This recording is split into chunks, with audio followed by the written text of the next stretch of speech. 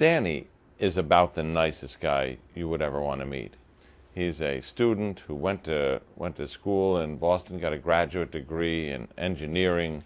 He returns to China and comes up with a business idea. And he comes back to Boston, he finds partners, and then he finds himself at the vortex of the biggest story in the world. I mean, there it is. These are the two most wanted men in America. And he pulls over to return a text message. And he said, you know, I pulled over because I'm very conscious about safety. I'm not one of those people who drives and texts.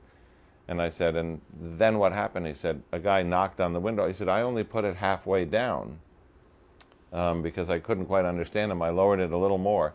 And he reached in, unlocked the door, and jumped in the passenger seat and pulled out a gun. So there's a little irony there that a guy who is safety conscious enough to not even text and drive ends up stopping his car and ending up in great danger.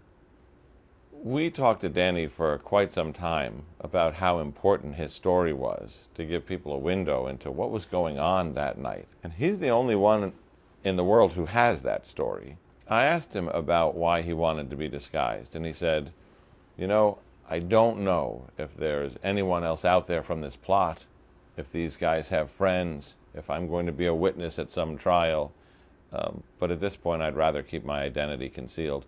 And that's certainly understandable. Although in the history of terrorism, I can't think of a case where the terrorist organization has targeted a witness, whether it was a former terrorist or a victim of the crime, as Danny was.